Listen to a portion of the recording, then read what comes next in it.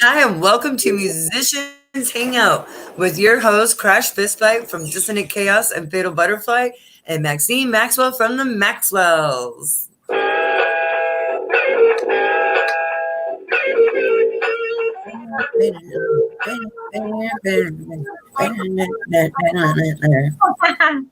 Wouldn't be complete without our intro, right?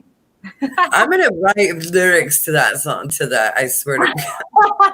Welcome to Musicians Hangout. Hang out with us. We just wrote it. We wrote our little jingle. There we go. Hey, I'm going to share our link. I'm going to go into our page and share it on my. Yes, and welcome everyone. Heck yeah! Happy Wednesday. Happy week 45. Wow, it's week 45. Week 45. Our anniversary is coming up soon. I'm just going to say that we do have our year anniversary is coming up, and we are going to try to do something special. We were going to try to be in person, but that might not work out.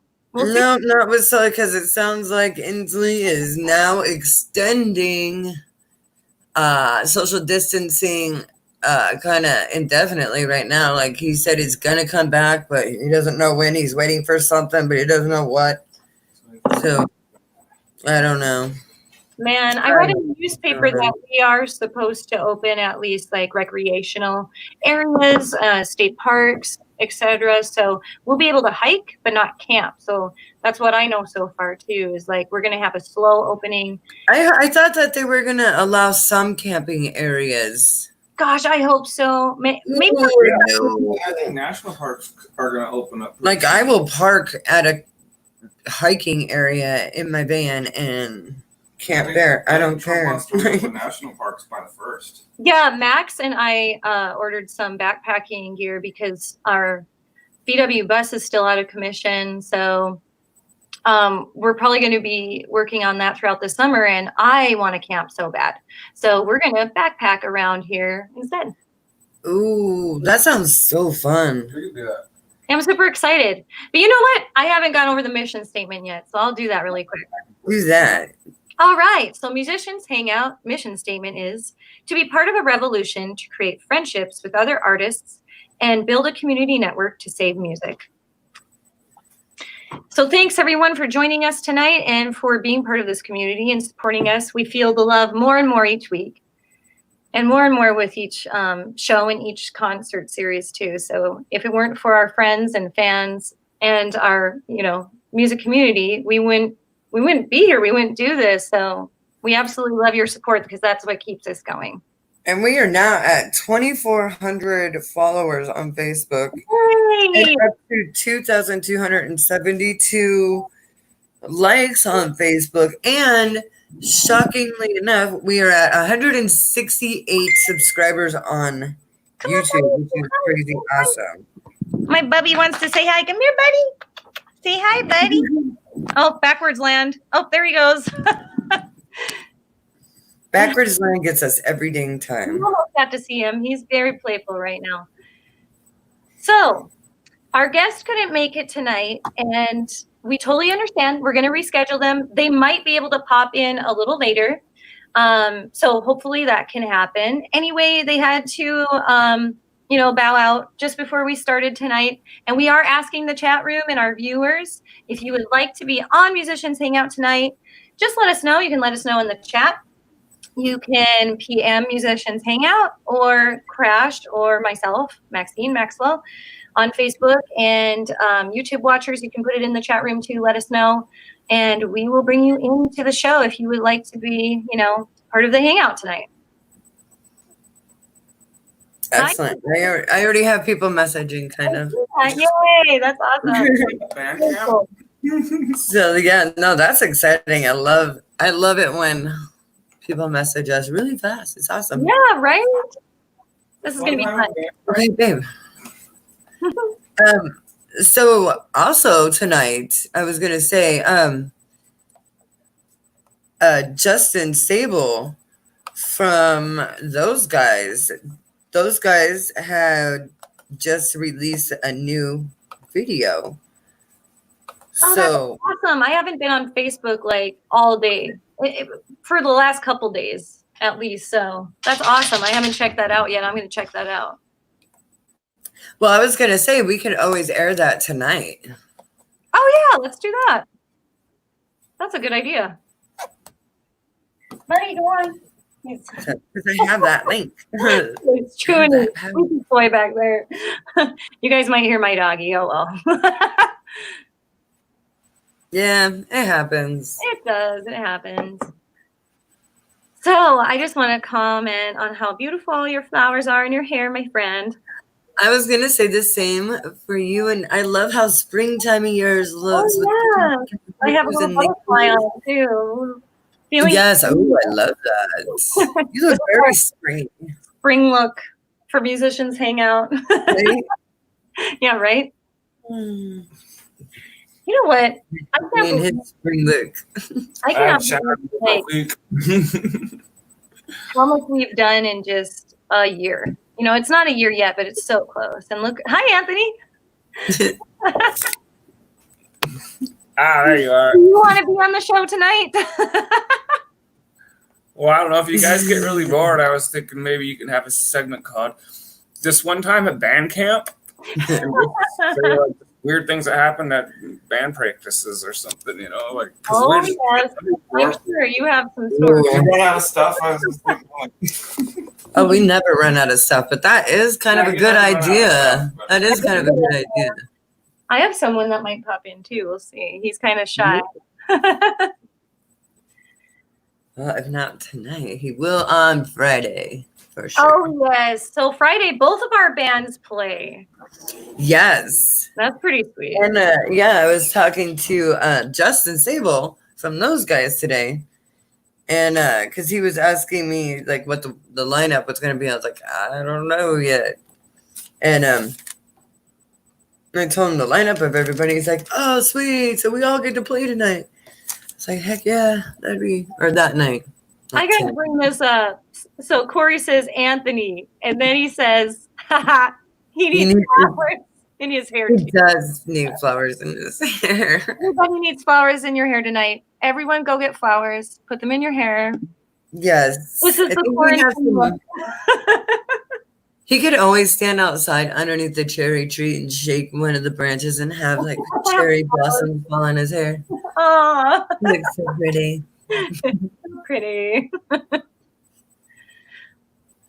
Yeah, so you went out and, you know, practiced a little bit for Fatal Butterfly being on Friday Night Lineup. And I got to help with sound check, so I got a little taste of Fatal Butterfly. Yes, and this is going to be the first time that this lineup of bandmates is going to be performing. So this is the first time with Joseph Kelly. Very excited. Who sometimes he sings like the guy from B-52s. Yeah. And I just, so you'll see me like giggling behind the drum kit because I get a kick out of it. Yeah. Because I like to be 52. Oh, Montseco. Oh, she got the postcard. Yay. So Montseco yay. was the very first winner of Guess Maxine's dress on Musicians Hangout and Bigwood Records Corona concert series. And I got to send her a postcard. So tune in this Friday for the Corona concert and guess my dress.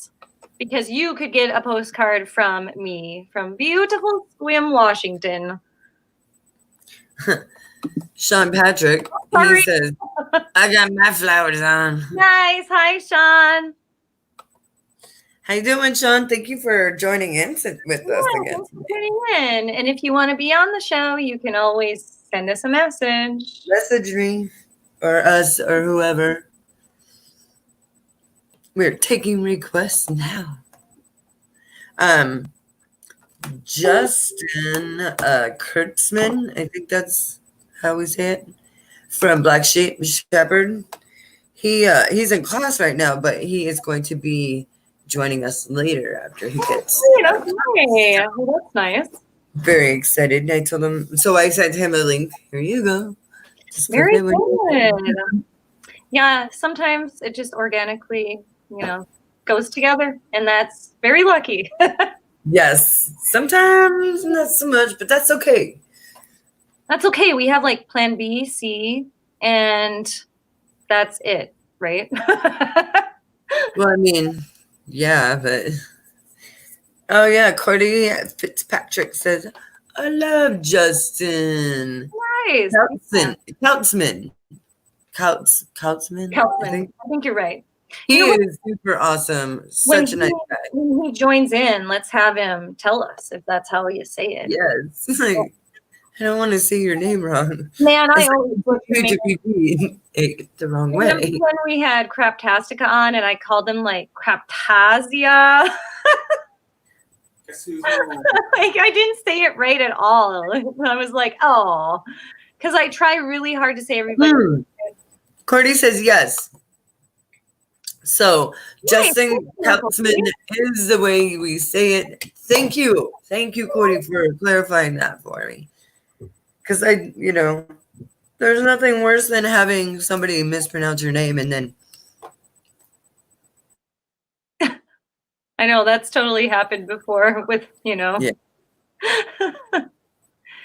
Yeah, with me and band names. We do that all the time. Yeah. Well, and I loved when one of our guests called you Miss Fist Fight. Miss Fist Fight. That was so weird. I've never been called Miss Fist Fight. All right, Miss Fist Fight. Tell me how you got that name.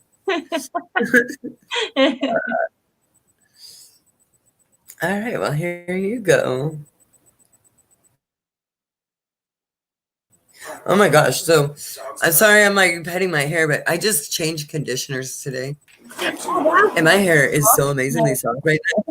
It's like, whoa. I do that Yeah, I did a conditioning treatment on my hair today too. Like it's super, super soft. And because I went pink, I have to, do that treatment. It came with the dye. So I'm just, treating my hair every week so that it's healthy. Yeah, us women, all this stuff. We have to do our hair. You got to color it purple, and then to keep it that colorable, you have to use special conditioners and this and that and this and that. So I was going to say it was super nice out here in Squam. How was the weather out in Lake Stevens? It is super windy right now. Really? It is. It was pretty windy. I can see some of the trees moving. Yeah, so it got a little gusty today, a little rainy, but pretty good all around. That's cool. Glad you guys had a nice day on the coast. Oh yeah, it was gorgeous. It rained a little bit, but then it cleared up again and it was sunny. And Buddy and I went and enjoyed the sun for a little bit, so that was enjoyable. Nice. It was really warm here today. Like unusually warm. Like even inside the house got to be like 77 degrees without any heat or anything. Like right now it's 78 degrees in my house. Oh wow, that is nice. And no heaters are on, nothing is on. It's just the natural heat. Yeah, it's been comfortable. Like I'm not wearing a sweater for once. Like I'm just in my tank top and I feel comfortable, which is odd this time of year because it's sometimes chilly, Ooh, Corey asks us, who is your favorite Pacific Northwest garage band of all times? Ooh, that's hard. Favorite? Someone's walking my dog out there. Yeah. Was that Coda? Well, that was Coda. Hi, Coda. And she brings to us that there are just too many good bands out there. It's hard to have like of all times. Cause Well, there's still garage bands. Like we're still garage bands. Right. So I don't know. But one of mine is definitely Under the Red Door. Oh, Sir. Yeah. Lonely Drivers, which was one of my bands. I really liked. I really loved the music that we played. But I mean, there's so many of them. Yeah, there is. Oh, look at that. Sean's in the studio. Boom, Sean, what's Yay, up? you have your flowers. Oh, you do have your flowers on. It was Flowers Day. You were not kidding. I Well, love it. we're flower children tonight. Very good. That's right. How's it going, Cheers. Sean?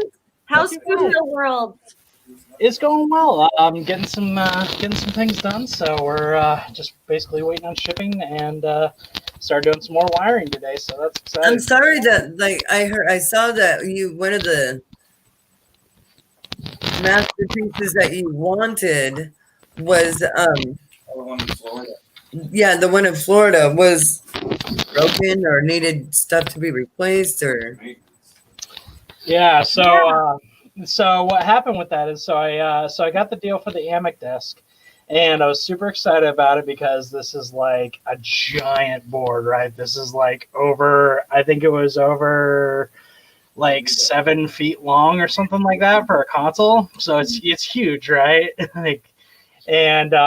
So I got everything taken care of. Found out the shipping was going to be almost $3,000. So that was like, I don't want to bite that bullet, but if I have to, I will, right? So got over that hurdle, pushed myself through that. Go to talk to my tech at Amic. He says to do a full recap of the board is going to cost over $15,000. what? Yeah. So at that point, I was like, I'm out. I don't blame you. I could buy like 6 cars with that amount. I could fix my van, my $1,000 van that Giselle got for me.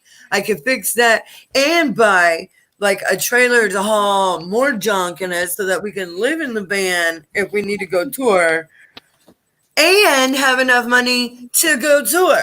Exactly. Right? Exactly. Yeah, exactly. It's albums, you know what I'm saying? Like So, that's just ridiculous. so Like I went away from that, and I got a nice surprise for everybody that plays drums. Let's see here. I'm going to show Hello, you listening? guys my. You're right. everybody- Yeah, like, did you just not see like my eyes Sure. pop out and like get all sparkly? Let's see here. Is it Seattle Music and Gear? Yeah, that's what it is. Okay, so let me pull this up and I'll share my screen here in just 1 second. Yes. So much stuff to weed through on here. I'll show you guys. So I got a new drum kit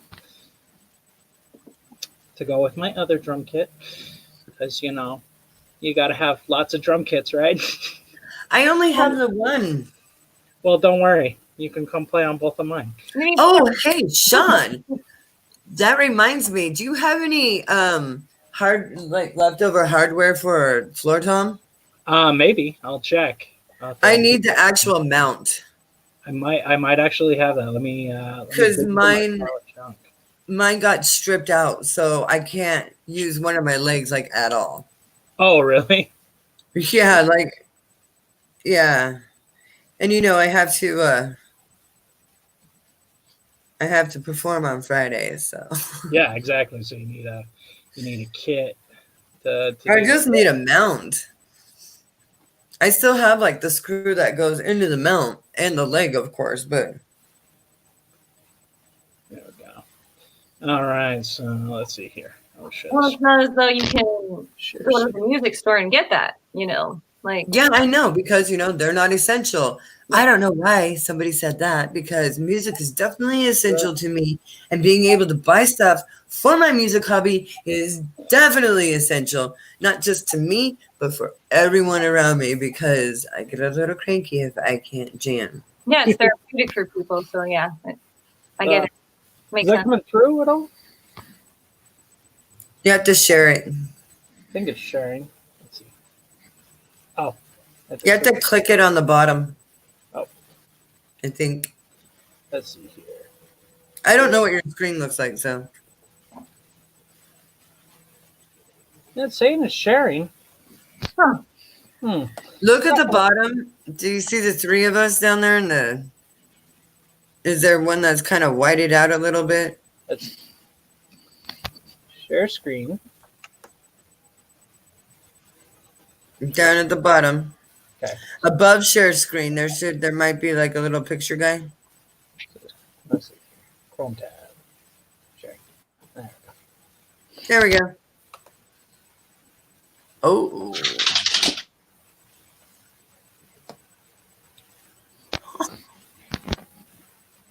So I got a 4-piece SJC custom kit, which anybody that plays drums knows these kits. Those are that's absolutely beautiful. Yeah, that is really pretty. Look at that. And that's a 24-inch kick drum. Nice. Oh, I bet it just booms. Just what I need. Yeah, this thing. So it's a 24 by 24.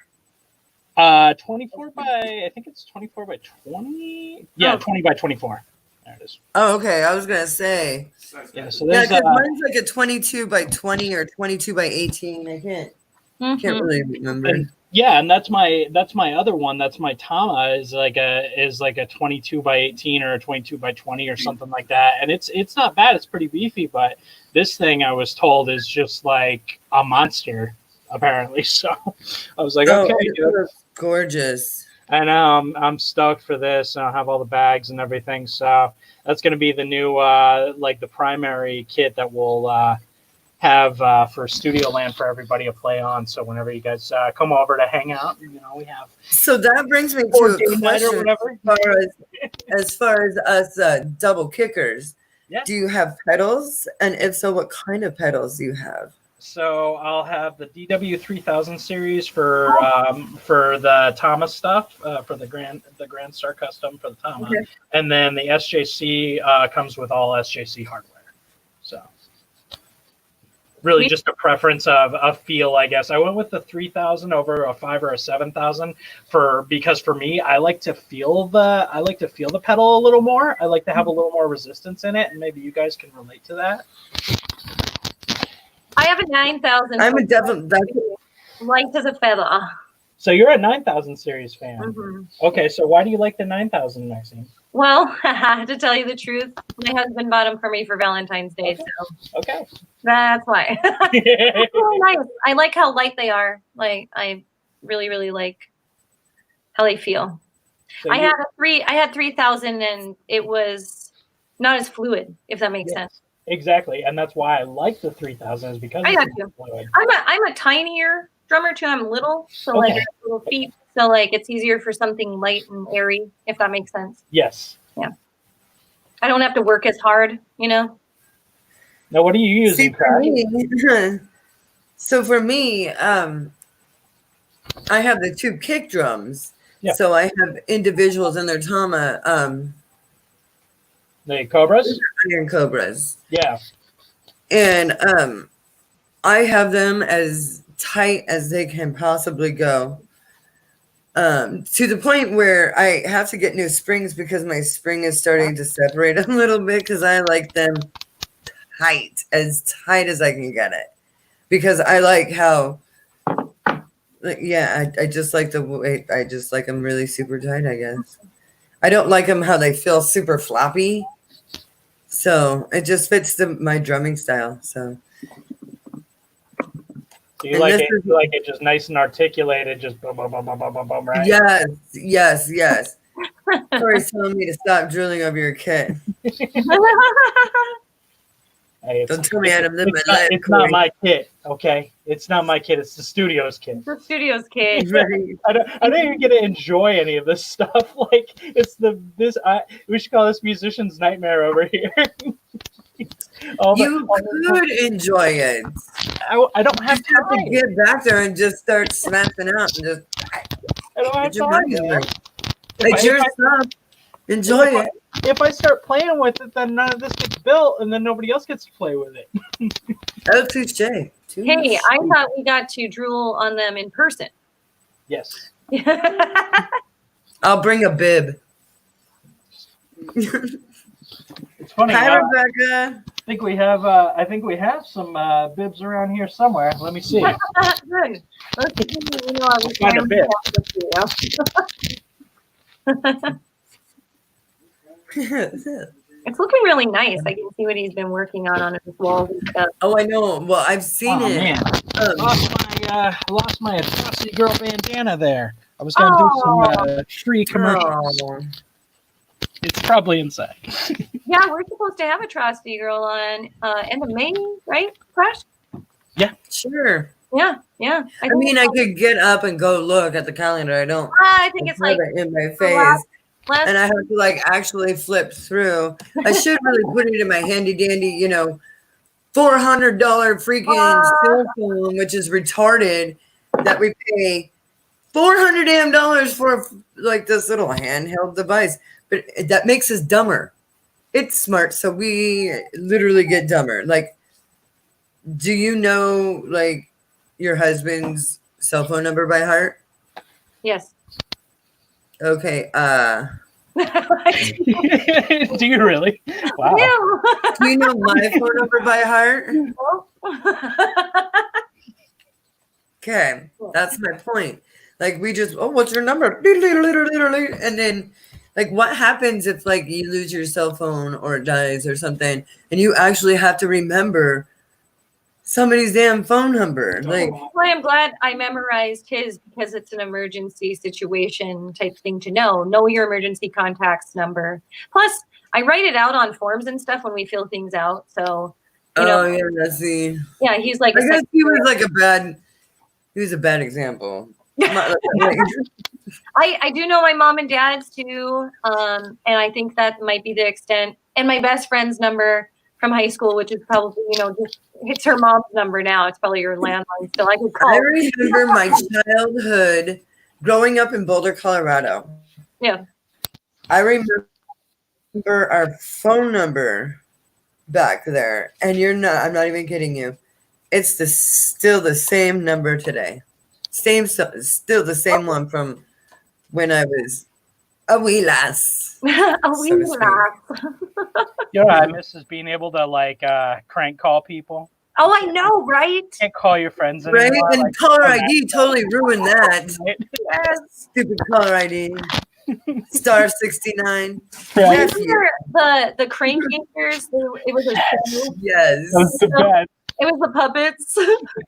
Yes. It was so good. Oh my god. Speaking of puppets, I got one. Yes. Right. Oh. Ah! You getting in there, Socks? Hey, Sock. Hey. What's up, Rex? This is getting so much better.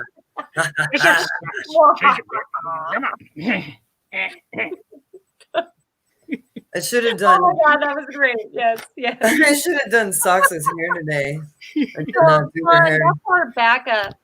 When we don't have guests, we go to puppets. We'll just all bust out puppets. We'll do. So we have the puppets on hand just in case no one wanted the link. But thank you for. Oh my gosh, that's cute.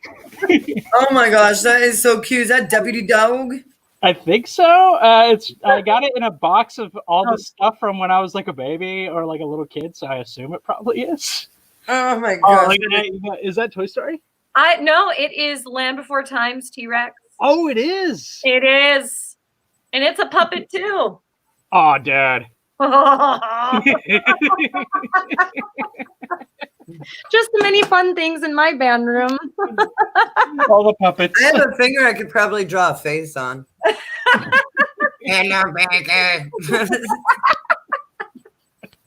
Oh my goodness, we need this stuff right now. Like, we've been quarantined way too long. I am going crazy. We all are. That's why we have puppets. Hey, cheers, by the way. I see you got a drink there, Sean. Cheers. Cheers. Cheers. Cheers. Yes. Blinky. Blinky. Blinky. Wednesday night. Right. Wednesday night, Friday night. Yeah. Yes. Friday night's going to be a fun lineup. It's our last of the 6-week series, but we are going to continue the series monthly. So instead of weekly every Friday, we will have a monthly concert series because there's other places in the world that are going to continue being quarantined. And even we're going to be. We're going to be. somewhat quarantined for a while, so I fixed her hair. got to keep it fun. Got to keep it interesting. I That's fixed right. her hair, so now she has like little buns. I like it, little buns. They need flowers. Our puppets need flowers. I know. I want to take some out, but it's kind of holding stuff together in Oh, here. right. I hear you.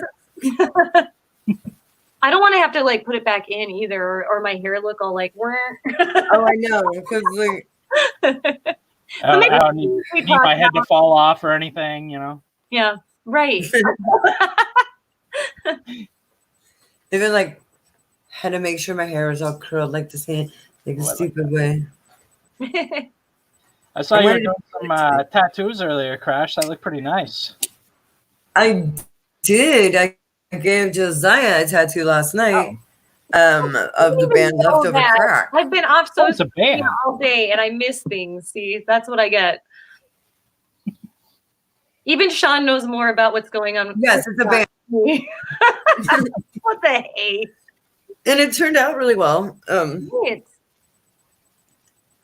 For some reason, the transfer paper, and yes, I am a licensed tattooed artist in the state of Washington and the state of California. So there is that. Cool. I'm not a scratcher.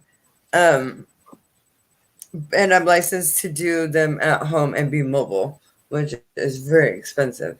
Well, not doable right now either, but Josiah's your No. Exactly. He He lives with you. So don't. Right. So, and Kids at home. so like very nice. There we go. yeah. So wait, let me see. No, you can't You keep need to put stuff in that. That's my favorite. Yeah, that was like, here it is, goodbye. No,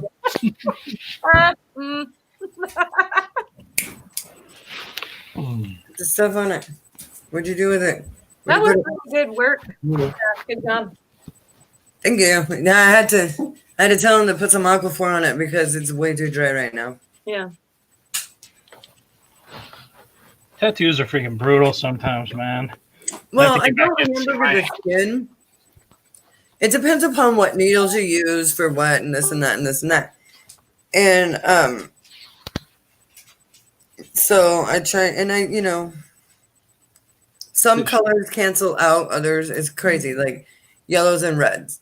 Reds cancel out yellows. So if you're putting yellow ink in, when you start to bleed, when blood raises to the surface, it cancels the yellow out. So you can't see it. It's there, but you can't see it. And some people forget that and they try to color it in until they can see it. And by then your skin is what we call hamburgered. Yeah. I've heard that term. So, I used to work in a shop too. I was a body piercer. Right. But I heard the tattoo lingo and stuff. And I design tattoos in the shop. So Sweet. and I have tattoos, so I know a little bit here and there. The worst for me is the shading. Like when I got Michael Myers shaded, that just sucked so bad. That's a cool Well, tattoo. there's more needles. You got to understand. There's more Yeah, needles. That's exactly. why we need like It was like a different damn machines razor. and So it was different like, amperage and everything. Like, yeah, like so my liner I keep at like a 5.5, but my shaders and stuff I kick it up to like a 7.9 Yeah, that sounds better. because I need my machines to. And there's so many like different. I don't have the rotary ones. That would be super awesome if I did, but I don't. I have the old school ones with the points, which is okay. Mm-hmm. Just gotta remember to like replace your parts because they wear out over. And like one of my tattoo artists, Jake Hades from Hades Machine, he gave me my this tattoo. Backwards land. Yes, the cancer one. My cancer one. there you go. I He love gave that one to me.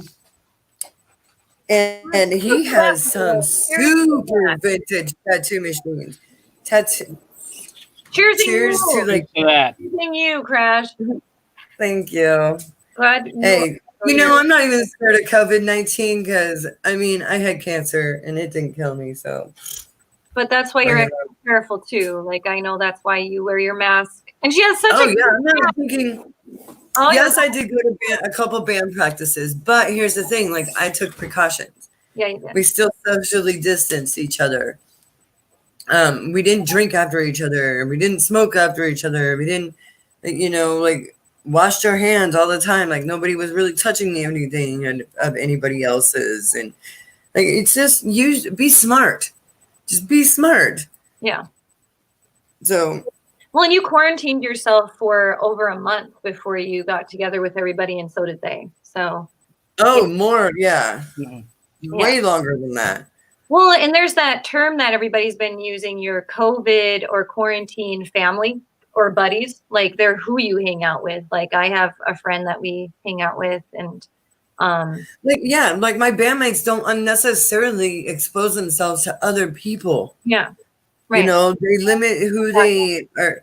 Like the only other people outside of my household and my two other bandmates, the only other people that I expose myself to are people at the store. And yeah, I'm wearing a mask every time I do. I wash my hands I do too. when I come home. Yeah. So it's just like, it's just be smart, people. Be smart. But I gotta thank you all for stopping with the toilet paper hoarding. That was ridiculous. Thank you. It was nice to actually go to the store the other day and walk past the toilet paper aisle and be like, yeah. Look at that. There's actually like a little bit of toilet paper down there. Nice. I did not hold out for the good stuff. I ended up picking up like a 9-pack or 12-pack. I can't remember. I think it's a 12-pack. Well, you never know. Man, I really wish I would have held out for the good stuff, because this is like one-ply sandpaper, but it was like, well, we're getting kind of low, and I don't know if this is going to be our only choice here, so might as well pick up what we can when we can. Yeah. So now the Cottonelle comes out, and I'm like, damn it.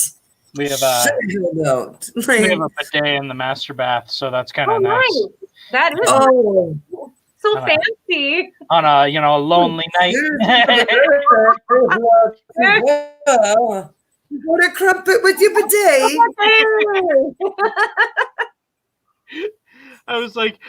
I've never been so thankful to have such a ridiculous piece of anything in my home. Like, it's because it's ludicrous, right? You're like, why would I ever need that? And then this thing happens, and I'm like, oh man, I'm so glad that I have that. Oh my God. I'm just about to run a damn sprayer, from the hose outside through some windows into the bathroom, and just like, and if things get really bad, I have laundry soap.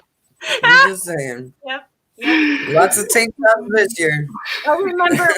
I remember when you watched everybody in Lake Stevens area clear out the toilet paper, you stocked up on laundry soap because you were preparing. And now we've been, quarantined 6 weeks. And yes, it's shown that the toilet paper is still coming in. And everybody that bought toilet paper now doesn't need it as much. And there's mountains of it, at least here. There's aisles full of toilet paper. It's great. We don't have aisles full, but we are definitely, have find it, at least you can go to the store and get it and not be like, oh, I gotta go to the store and check if they have it, You want to hear some craziness? Oh, definitely. So I'm on Facebook right now, right? 'Cause, my bandmate wants to jump in. Oh, sure, yeah. And I'm literally watching us. You're watching us on Facebook. But you can't. Well, I guess you can see me. Does he have flowers? Because that's, Sean. I don't know. Joe, you better have flowers. He followed suit. Better have flowers. Have some of these. Right, Joe. Links up. These are your golden ticket. A golden ticket to be in the flowers. That should be a stipulation. Do you have flowers on? I'm gonna text them. Must wear flowers. Must wear flowers. Yes, I love it. For week 45, you must wear flowers. Yes. So yeah, we were just discussing our year anniversary is coming up. Sean, we're super excited. We don't know quite what we're gonna do. It's on a Friday, so May 15th is our musicians hangout year anniversary. All right. And we're trying guess to what he just said? Joe just said that he is getting flowers. All right. See, this is why he is my bandmate, because like, okay, number one, he has to put up with my bullshit, and number two, he does like some ridiculous things that I ask, and always in such a good good spirits about it too. He's pretty cool. You know, I'm really glad that he was there. And you know what? He's been a fan of Musicians Hangout long before I ever met him in person. Yeah, for a long He time. was at my last show in February at the airport with Severhead and oh my God, he's gonna kill me. Antihero. There we go, Anthony. I can see their logo on my head, and I'm like, Hot Wheels. That's nice. Like I almost had to jump in on that one because I was just talking to Giselle about that like yesterday or the day before Wow, because of the Oh, that's show, crazy. the Friday show. yeah. So Oh, But we did, yeah. had to make a cable or something, and then I guess I made too many ends for the cable. You gave us male to quarter inch, and we needed a female to quarter inch. Yep, that was the thing I gave them. So I made the right cable. Shut the front door. Just look at this guy. hi. Look at this guy right here. What's up, y'all? That's the Look at that, flower. dude. Good job. I do have flowers. Are those real flowers? Those are real flowers. I went outside and picked them. Wow. Oh, Dude, that's awesome. That is awesome. We're just over here with our fake ass shit. Yep. You're out there like, let me get the bugs off the real. I did. No, I have a whole patch of them in my front yard. I went and picked some. So Oh, I see Justin got out of class, so we'll be bringing him in too. How's it going? Yay, so good. I'm glad you got that. I was like, guitars. I want Oh, the guitars in the Very spot. nice. Yes, have your guitars in the background. That's fun. Yeah. This is my bedroom. I sleep staring at my guitars. I wake up staring at my guitars. There's a total of 5 on the walls in the room. And then my kids actually have guitars on their walls. Saturday. I was actually going to ask you on Saturday, like how many guitars and basses you had collectively, but A I kind lot. of forgot to ask. Do you know? Let me think. Basses, I have 3 5-strings, a 1 fretless 5-string, my go-to, and you can see them both right there. My go-to Ibanez black 5-string with frets, and then I have the little mini Ibanez that actually is at Giselle's house right now. And And I the have black string's name is 3 Betty. 4-strings. I have a 1968 Gibson EB2. I have a little Squire P bass, and then I have a fretless 4-string Rogue. And then I have a 6-string bass as well, but it's currently not here. It's at a shop on consignment because I don't really play it all that much. So I was Okay. kind of need the cash. And then I've got 1, 2, 3 guitars hanging on the wall. And then another guitar in my kid's room. Oh, and then the 4-string bass in my daughter's room too. So there's that bass. And then I've got Oh, I've got What kind of is that? 2 more guitars in cases, my Gibson SG and my Guild Polera. What kind of bass is in Kaylin's room? It's a little Ibanez. oh, cute. The That's awesome. little Ibanez Micro 28 3/4 scale. I love those things. They're dope. Oh, nice. Yeah, I put a Yeah, I'll have to Stella show on you it. my Ibanez one of these days. I might have to bring down my Ibanez. The to show you. Ibanez in that style. Like it was the SR something, Yeah. and now I got a know, bouquet, and I'm gonna be getting an Esch bass made by Christoph Cost. Nice. Yeah, from like Nice. 95 or 96. So we'll be having some sick basses in here. No I guitar. am folks. You I am gotta bring actually your in the guitar. process of building my first. I've worked on lots of bases. I've done like kit stuff and part spaces, but I am doing my first, go to the lumber store, buy lumber, do everything yourself build. I have the body wings billeted up, and it's going to be a neck through, and I have the neck billet built. Right now, I'm kind of waiting on buying some more tools before I am. Oh, wait, hold on. From the skulls of your enemies. Oh, cheers. I have those shot glasses. Very nice. Yes. You and I have taken shots out of those shot glasses, Maxie. Much better. Oh, yes, we have. Yes, we have.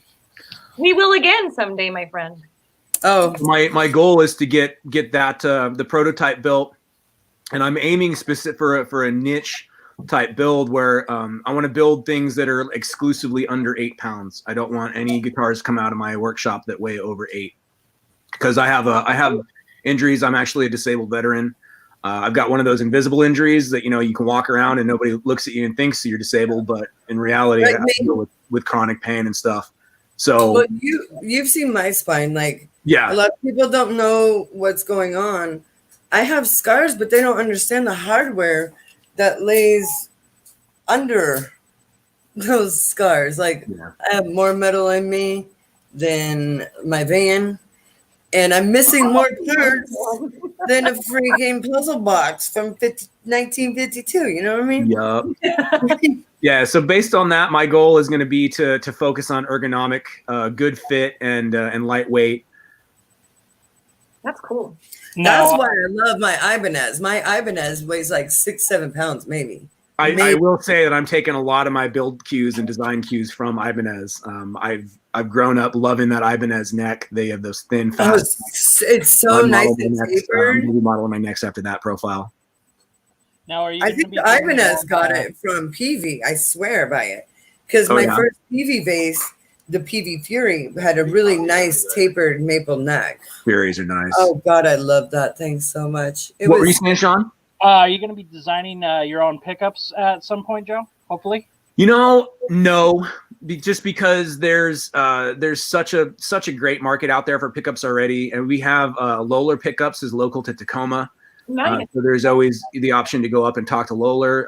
I've also been looking at Lace Sensor because they have the new Alumitone, and again, focusing on lightweight, the Alumitones can save you up to 70% off of the weight of a standard copper wound pickup. Do you have any idea what they're talking about, Maxine? Nope. Like, okay. So a regular guitar pickup, normal ones are just a bunch of copper wrapped around some magnets, whereas the new ones are aluminum, and so it's a lot lighter, and it's also a lot more environmentally friendly and sustainable because copper mining is super high impact on the environment, whereas aluminum not. It's no bueno. So you'll be doing the basses and the guitars, doing them lightweight, doing them neck through design, string through body, I assume for sustain, doing the slimmer like a C profile neck from the Ibanez, like a wizard style neck, like a nice flat thin. Yeah, the jury's out for me on whether or not I'm going to be doing through body or not. It's gonna come down to what bridge selections I make. Got it. The bridge I want to use is really lightweight, but they recently changed the price from being they're individual saddles, and they've changed the price from $35 a saddle to $70 a saddle recently. Yeah. So I can use they have a product that is just a bridge, all together, and for the 4-string bass that's fine because it's the standard 19 millimeter spacing. But they also use 19 millimeter spacing on their 5-string bridge, and I prefer a 17.5 millimeter spacing on my 5 strings. So at least for my personal taste, I wouldn't want to use that bridge on a 5-string.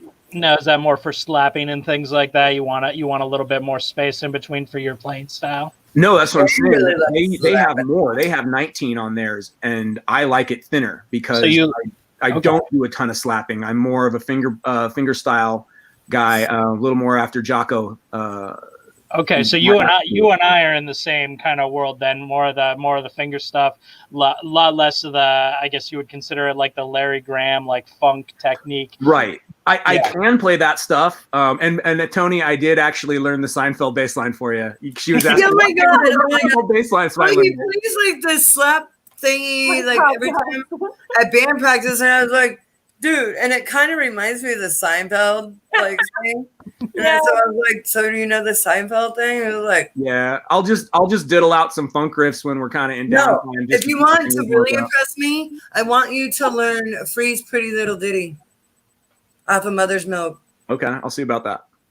Now he's gonna You do can that. also find it. You can also find it on Crazy Town with that stupid song, the Butterfly song. Come a lady, come a lady. Sugar, yeah. I got the butterfly. Stupid ass. Butterfly. Yeah. But in real life, it's called Flea's Pretty Little Ditty. It's off of their album Mother's Milk. Yeah. Sweet. I think it's actually before I Could Have Lied, too.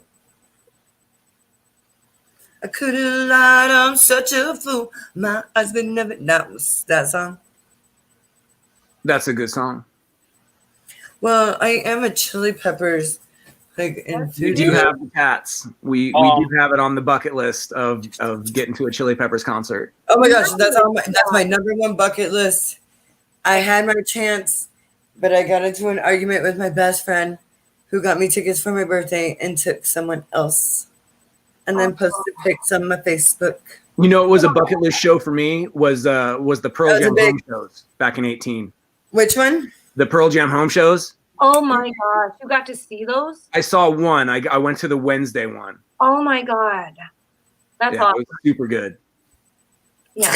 Like, I love Eddie Vedder, but that guy always looks like he's a little on the homicidal side. He's like, oh, like he's just plotting and planning something. He's playing Jeremy is his autobiography song. Yes. But he always has that like weird, like curly cute, like. You know, my Like, all-time favorite bucket list concert was Black Sabbath. I love Ozzy, and I got to see Sabbath in 2013 for the album 13, and it was awesome. It was. I amazing. saw Sabbath at Ozfest in '99. Wow. That was a great show, man. Slayer was there, Rob Zombie was there, Fear Factory was there, Primus was there. I would love to see Fear Factory. Like those guys are awesome. Yeah. Heck yeah. Hands down. Like I have a bunch of their albums, and I wish that like my fucking Fatal Band. I said Fatal Van, not band. Fatal Van. I wish it had like a thing that I can like hook like my iPod or something to, so I can listen to like Fear Factory and the cool stuff that I want to listen.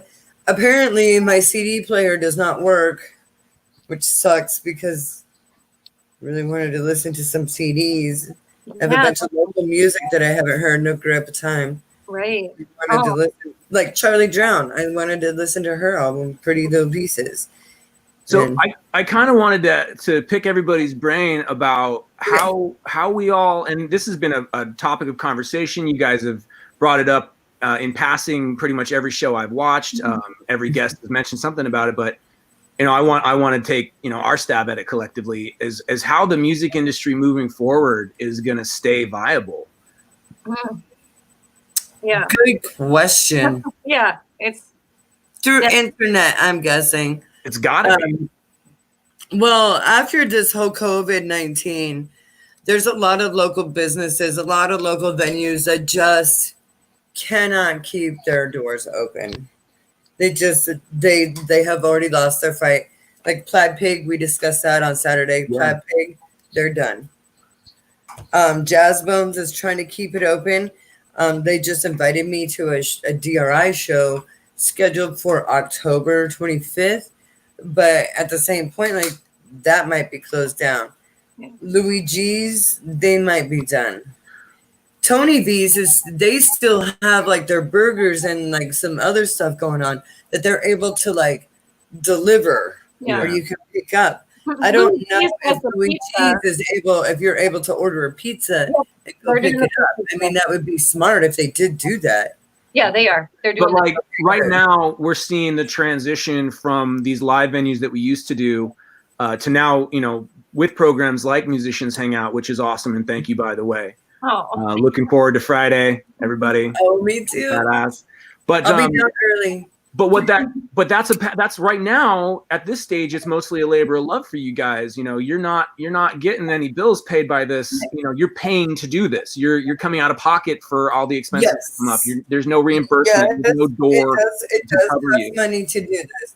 It does cost money So to do this. I'm not going to tell you guys how much money it costs to do this, but I will say transitioning into something that can be sustainable financially without having to, you know, have, you know, a job that can support your bills and your hobbies. We have actually had plenty of meetings about this, and we are forming a board to become a nonprofit. Right. And we can get, you know, our board members paid, guests hopefully paid, and have an income ourselves, right. as well as getting enough money to actually throw like summertime events. Yeah. Where we're able to rent a venue. If they don't cover the insurance costs, we cover the insurance costs. Getting our, you know, of course we're going to have ticket sales, but that is just going to help recoup the cost. But just because you're a nonprofit doesn't mean that you don't actually make nothing. It just means that the money you do make is going back into your company. So just to jump a little bit into shameless events, or whether it's paying employees, like you have to put 20% of like your grant money into the business. So I've heard you mention ticket sales, and I've heard you mention grants, because I think I didn't focus my question strongly enough.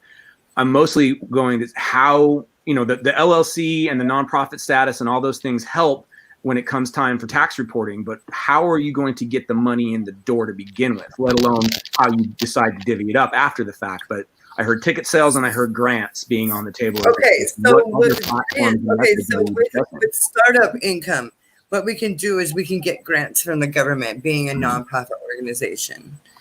With those come stipulations, like 20% of this grant needs to go towards putting it back into your company, whether it be, like I said, employee costs, like, because we gotta, or, you know, paying our musicians, holding events. But with that, holding events, if say like a particular band wants $300 and another band wants $200, and this, and it's, you know, you have a little bit to cover those costs, but not everything. We do ticket sales because it's not a free show, right? Like if we hold an event, it's not going to be free. It's going to be like $10 to see like 9 bands or whatever. This is just rhetorical. Yeah. It's just theory. Well, and we want to help musicians make as much money as they can. Right. You know, I was just going to say, the cost of those tickets are not only going to, 100% of that is going to go towards the bands. First and foremost, like those bands get 100% of the profits of ticket sales and door. We aren't going to make anything off of that. That is going to go directly to the bands itself. Like Crash mentioned, we would use the grant to rent the venue, have insurance, probably bake our own musicians, hangout merchandise, and merch sales. Nice. Yeah, and to be able to put down money for vending, you know, like anything that goes with putting on the production would be the grant, and then anything by ticket sales would go to bands. So it's kind of a funny coincidence that everybody on the call right now is people that I've talked to about website building. Sean, you and I have discussed it for Autopsy, and Maxine and Tony, we've discussed it for musicians. Yeah. So I do want to shamelessly self-promote a little bit here for any. Absolutely, do it. I have been a web developer and business consultant. So you were talking about the structure of of a nonprofit and those things. I'm familiar with that. I've been a business consultant for a number of years. So I'm an entity called ThoughtForm Consulting. The word thought, the word form, and then consulting is just like it sounds.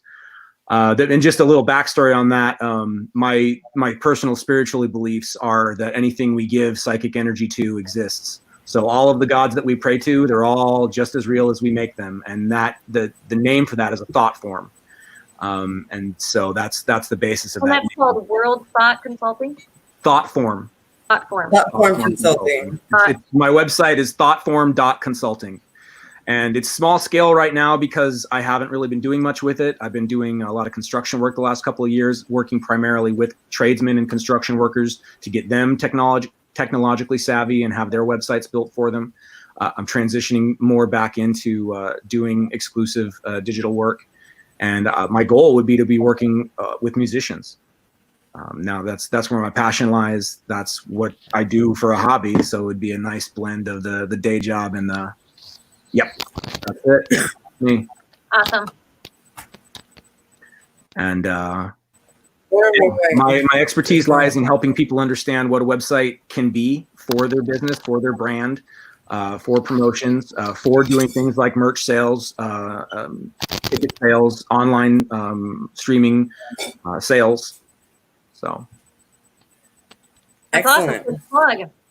And we'll keep plugging you too, because that's what we're all about. We want to help everybody I else. told them that. No, and I know you guys are on board to do that stuff. It's just you've been so busy producing the show that you haven't had time to worry about the secondary stuff, like building the website and advertising. We've been busy the last 6 weeks with the show, with the concert series, and having two days in a week, and having Fridays be like a 5-hour show. Last week was nuts. We watched pretty much the whole thing, and we were up late watching music. It was nice, but I can only, and you coming over the next day, I saw the toll it took on you. Yeah, it's a lot. You can see like it's a lot to have to, and you will see Friday night when I'm down there, like everything that goes on behind the scenes, what I have to do, because oh gosh, she's always going. She's the mother. I'm always going. I'm always talking to people on the internet. I'm getting people lined up. I'm talking to this person, and then I have I'm texting, and I'm just like, rah. Yeah, it's awesome, and it's what I live for. It's a lot of hard work. I'm not gonna lie. Worth it. Much appreciated. Yeah. Well, and but it's fun. Our partner in this, Brandon Welch through Big Wood Records, he does a lot of the help with that too. He puts together. It's incredibly helpful. Like I was going crazy there for a minute. So he does a flyer. He does scheduling. Like Crash does some scheduling, but then he puts that together and then he emails everybody a reminder. So that, And when we have like guests kind of drop out, because sometimes they forget or something comes up or they're too scared of the COVID-19, so they don't want to get together or whatever may be. Sometimes we have bands drop out, so then we have to refill spots. And, I'm a technical glitch on one side. So somebody's trying to connect and they're not able to. Yeah. Excuse me. And then we'll bring somebody else in until they can connect. So he is a very essential part of the concert series. Like, very much so.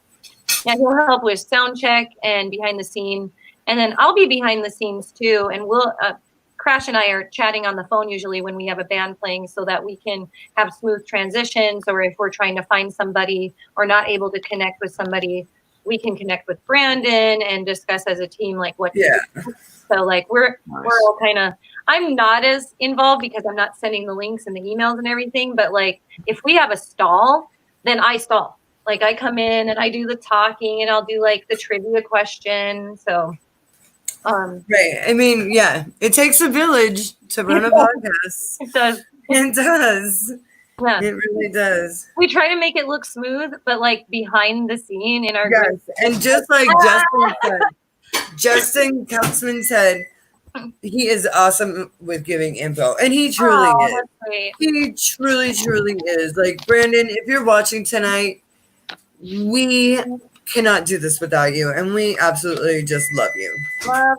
Big loves to you and Big Wood Records. And toast. Toast to toast. Toast to toast. Toast to toast. Toast to toast. Toast to toast. Oh, no. You need to fill it up. Gin and tonic time. Okay. Oh. So we've got Justin watching. Justin, I hear you're coming in the show later. You got flowers in your hair or somewhere. Justin, wear flowers. Yep. All of our guests so far have followed the flower rule. So thank you. You got to carry that torch. The flower tour. Yes, it's not mandatory, but you get big musician hangout PowerPoints. Yes. I don't know what that means quite yet. Maybe. Yeah. Maybe when we finally have Oh merch. my gosh, I just thought of it. I know what we can do. Like we can have like some sort of contest or something, and to where like the winner gets like a sock puppet made by one of us. Yeah. Yes, that's awesome. That would be kind of cool. That would be cool. I was gonna say I could send a postcard to them too, or you could. Like I've been doing the postcard thing. Oh yeah, we totally could. But a sock pet was kind of cool too. Oh, Justin says okay. And he said, 8 dead roses, okay? I Hey, think whatever. our dead rose is okay, and of course, yes, dead Yes, add dead a- roses are perfectly acceptable. absolutely. We have fake flowers.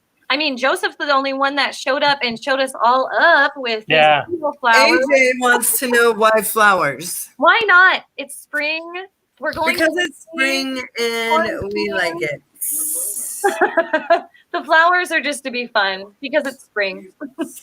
Oh, Rebecca says that we should make our sock puppets signed. That would be kind of Oh cool. my! Oh my gosh, we should We should. we do should that. make that. Hey Joe, Yo, what do you think about Now we can toast. hangout if we sell like Toast. handmade Toast. sock puppets Toast. that we Trash. I'm waiting on my drink though. Oh, I'm waiting on my drink.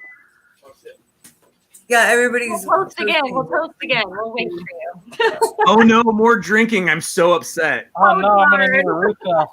So wouldn't you like have like Gotta go to the whiskey little bar. signed ones?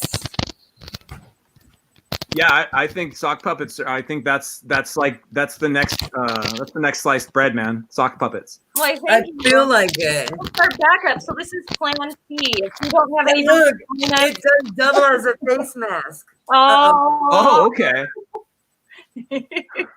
Sorry, my eyelash just came off for a second. Oh no! Do you need to go? Oh, it's totally cool Oh, you're because like, good. I have the magnetic ones. Oh yeah. Oh, So- look at that. That was cool. Yeah, so know- like, see, they I just know come that off. Tony, you are like a total band slut, and then Sean, I think Sean's a band slut too. What about you, Maxine? Are you just doing the Maxwells, or are you in other projects right now? I have a side project, Angry Dave and the Maxwells. Okay.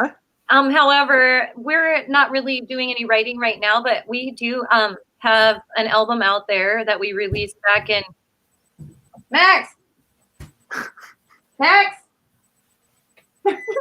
You can't hear me. Never mind. I think it was 2016. Don't quote me, but yeah, I have another side project, and then it's just Maxwell's. Yeah, right now, like that's what our main focus has been since 2017 currently. But Angry Dave and the Maxwells will do something again with Angry Dave and the Maxwells. Our friend Angry Dave is in North Dakota, and we use a program called or a device rather called Jamlink, and it hooks up to our laptop and our monitor, and we can jam live with our friend Dave, and it, you know, we can record audio through that. He's got his own home studio, so we took the train back to North Dakota in 2016. We did some recording in his studio, and he did the mixing and mastering while he was attending Berkeley online. Okay. And Now, yeah, are we talking Berkeley School of Music or like Berkeley the college? Berkeley School of Music. So he Gotcha. took online courses while he works in the oil field in North Dakota. So he would, do his online courses too. So while he was, starting out with the school, he bought all this equipment because he was focusing on doing studio work. So he went through some of the things that Sean is actually going through with building and getting, the equipment that he needs and whatnot. And yeah, we recorded with him. We've got several songs.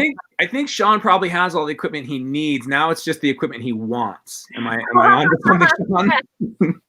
I mean, it's so I was actually having that debate today because I just got the new drum kit to go with the other drum kit. Which is beautiful, by the way. Thank you. Yeah, it's gorgeous because drums are the most important aspect. So we gotta get those covered on the record properly. But yeah, it's this weird sort of world that I found myself in where I'm on the one hand, I'm like, well, we're kind of technically under quarantine, so it's like it's hard to get a lot of bands in here right now anyway, so I'm kind of taking my time to do it right. But then on the other hand of it, I found myself in a position now in life to where I'm like, oh, now I can spoil myself with everything that I ever wanted to spoil myself with. And unfortunately, it's kind of slowing down the overall process because every time I get a new piece of gear and then I have to go back to the wiring schematics and kind of reassess everything and reassess where everybody goes and how they play together. So it's almost like intentional self-sabotage for a better good at the end. For the greater good. It's self-sabotage for the greater good of the records in the end. But I had to make some choices. It was like, with the board being so egregiously expensive, I said, screw the board. I'm just going to do away with that. And I already have wonderful SSL preamps. They're, the things Chris Lord Alge uses on every platinum record he's ever made. So they're money all day long. The entire studio is now perfect. It's just, I have literally combed the earth for the treasures that make the best of metal records. Like getting an original Mesa Black Shadow with the little knight on it, not the Celestian made one, but the Eminence Ghost made one with the little knight. They're so rare that I could only find 2 online, and one of them was attached to like a Mark IV Road King, so there was no way the dude was going to separate that. Yeah. And the other one just happened to be in some crappy little box or whatever, and I was like, I want that. Rip it out of that box, send it to me. I don't care about that. I have something else going in. Right. But I've spent my whole life focusing on that side of the record. I love playing music, but at the end of the day, I love production more. And for me, we talked about the viability. Joe brought that up about the viability of the record industry, and it's a perfect segue into that. Knowing what you have to invest in a studio of this size to get the records that you want. A lot of people bring up this Billie Eilish girl and they say, oh, she made this record in her room using Logic. And I have been in a million studios. I've heard a million records, and I know the difference between analog gear and doing everything in Logic because I spent a lot of years in my early years just doing everything in Logic because it's kind of an all-in-one sort of tool, and it's basically GarageBand Plus, so it's kind of easy to get into, right? So, and I played with it enough to know the difference and knowing that maybe she made her demos that way, but there's no way you're winning 5 Grammys plus platinum record status. Yeah, there's got to be. Doing it in the box. You just can't. I have met a million engineers with platinum records. What do they all have in common? They all have real studios like this that cost insane amounts of money because that's what it takes to make a record go platinum. And like it or not, that's just the world that it is. You're never going to get a platinum or gold record or a Grammy making a record at your friend's house in his, like I say, in your friend's house in his garage. Like I built this indoor garage, but it's, it's the difference between building something that's proper and has all the acoustical framing out done in the way that it needs to be done with the equipment that you're talking, close to $500,000 invested into a business. That's what it takes. And unfortunately, with the viability of the music industry, what I've had to do is, thankfully, I was lucky enough to have the ability to just pour cash into this. So it's not like I'm not worried about the bank man coming to snatch all this up, but I'm one of the few people in the industry that's been able to be fortunate enough to do that and do that at this magnitude of a level. So that way I can then pass that on to the musicians back into my community and then hopefully give us another round of, maybe another decade or maybe another 2 decades of award-winning music coming out of Seattle because that's what we deserve here. This is what we're known for, and I want to be a part of that in whatever way possible. And this was the avenue that I saw that I could do that. Well, we have a community coming to you. Like we will be there when we can. And I had a thought when you started talking about how right now during quarantine, it's been a challenge to get musicians together for that. can you have solo artists in with you if you abide by, like 6 foot rule, or is that just not doable yet? Do you think that's maybe doable in the next few weeks? I don't really know because it's like we're generally over 6 feet apart anyway. It's like me and the band are rarely more than 6 feet in distance from each other. It's like I'm in the control room, the live room is over 150 feet away, like in another part of this building. So even like when you're recording, usually that artist is like in a solo room somewhere. Yeah. Exactly. They're either in the live room, which is out that way, or they'll be in the soon to be completed ISO booth, which is 7 by 7 feet over here, and they'll be in a shut door and locked away. So either way, they're going to be far away from me and isolated in any capacity. So I feel like they make it work. Lay down their drum tracks and then have the next person come in, like if that's the way that you go. Well, the live room is big enough that I could have everybody in there together recording and tracking live, and they won't be close enough to violate proximity rules. Nice. Well, it sounds like it's doable to comply. So I think it's doable. It might have to be a little like, for a little bit, but I mean, if we can. Yeah, don't tell anybody on the internet or anything, Sean. Right. We won't say anything. Nobody say anything on Musicians Hangout. Everybody PL, and we'll make good records again in secret. Secret. Speaking of secret, there's a studio name to Fight Club Records. Fight Club Records. First rule about Fight Club Records: you don't talk about Fight Club Records. Jack's angry. But no, everybody should talk about Fight Club. Ooh, that's a good name, Fight Club Records. It is. Somebody take that name. That's Crash. That's yours now. That's right, Crash owns that.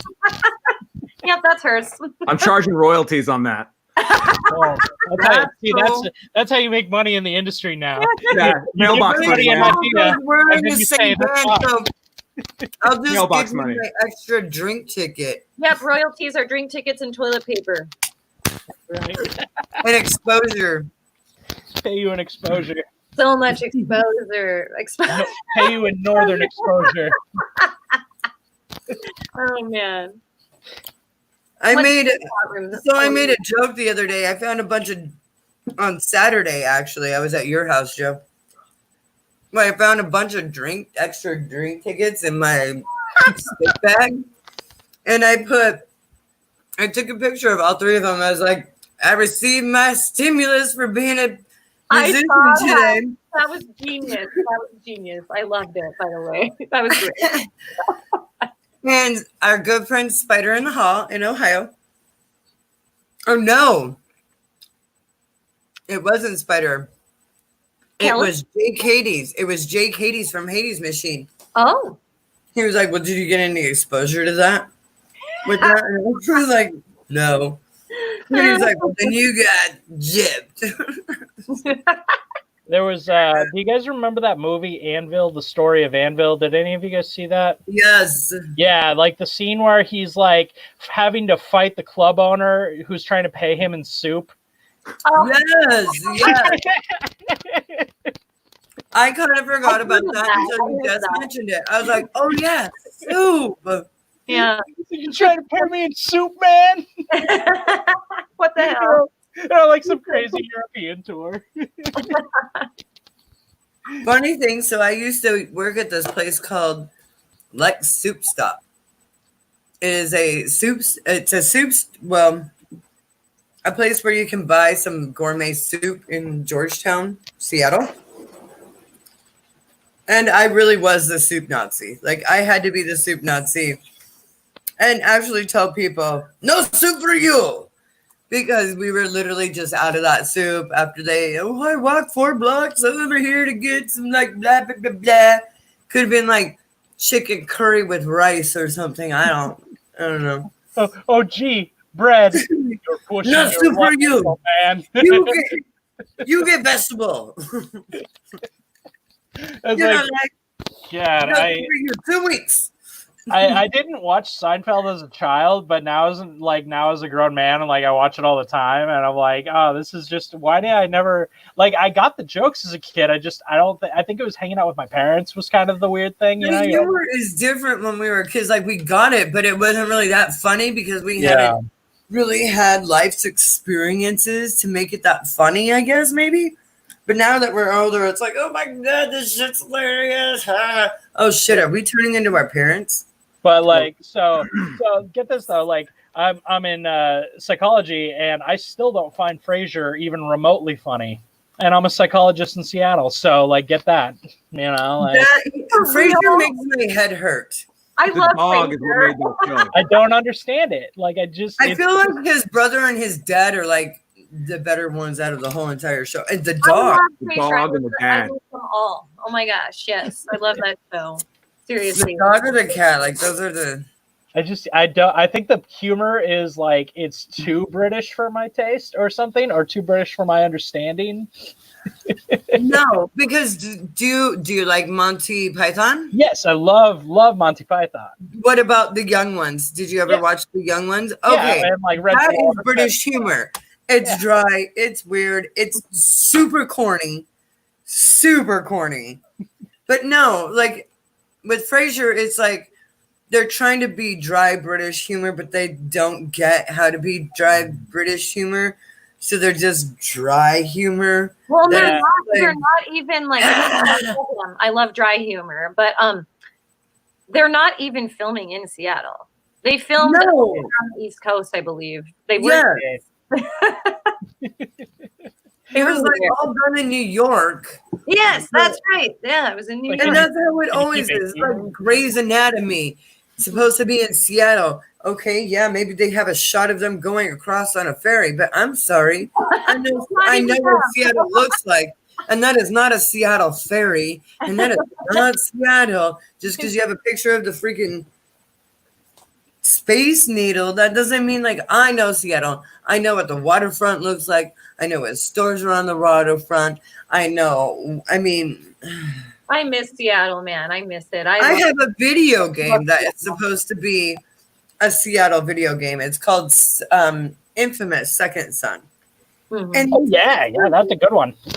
it is a good game. But here's the thing, it's like they have a waterfront that is on the opposite side of the bridge as downtown, which I never understood.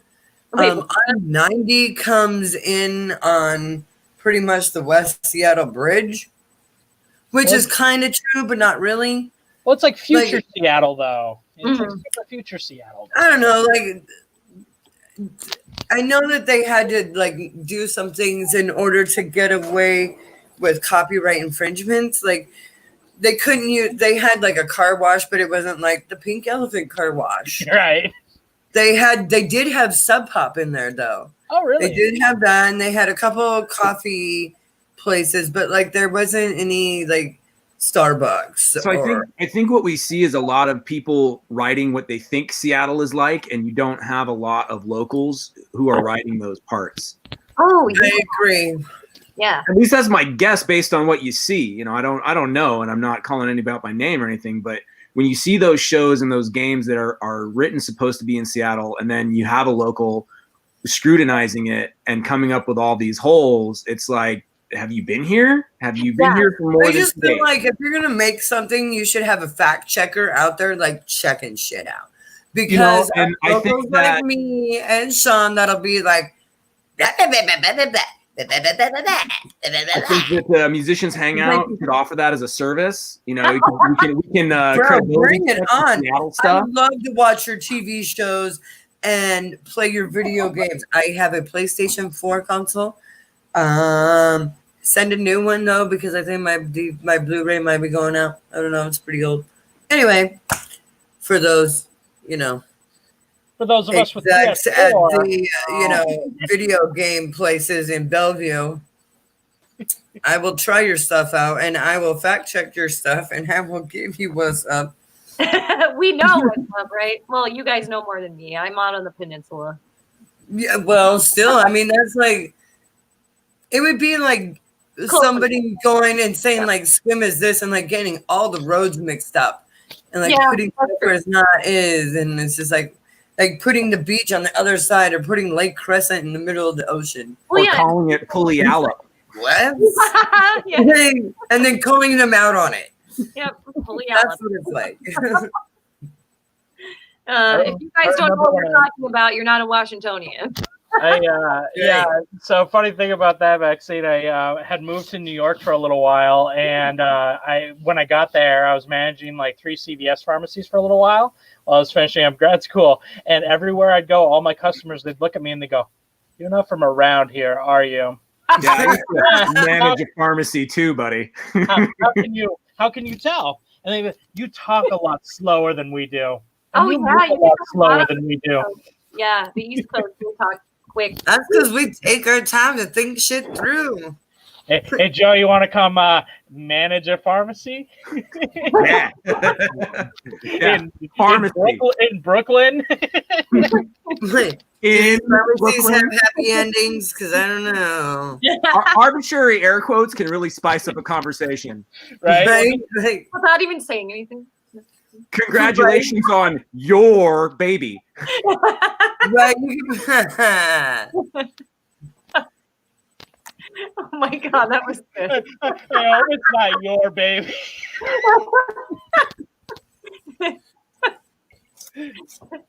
Congratulations on your baby.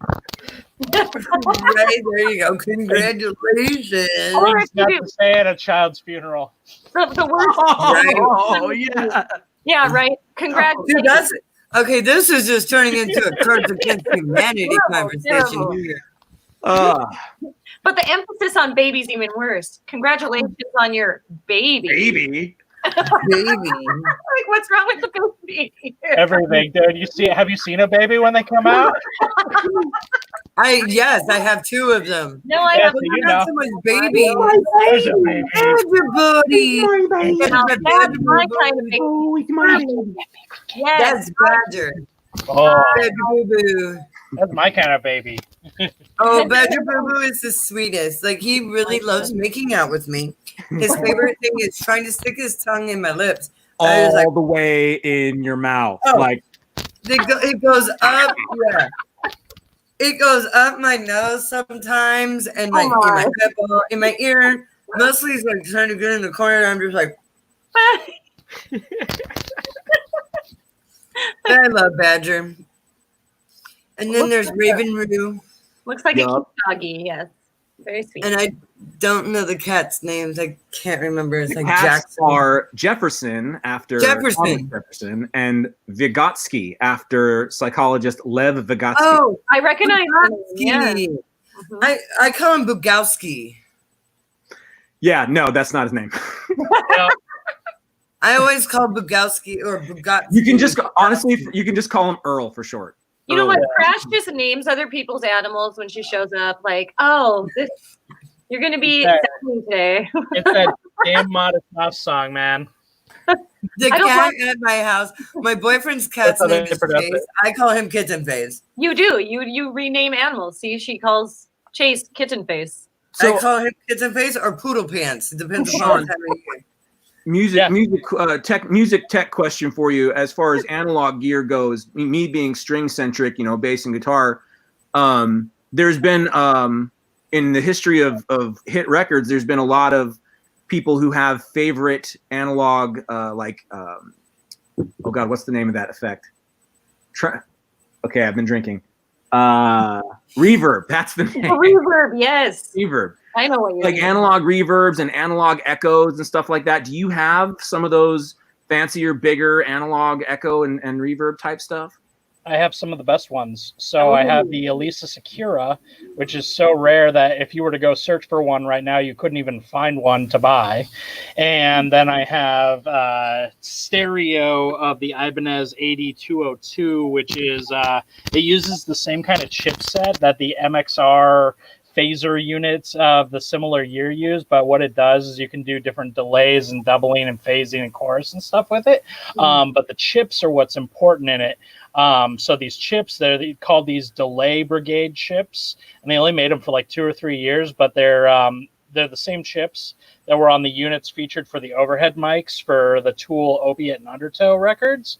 So when you listen to like songs like Crawling Away or like 4 Degrees, when you hear like the overhead stuff, like when you hear any of the cymbal work come in, has kind of this sort of washy effect to it, and that's what that is.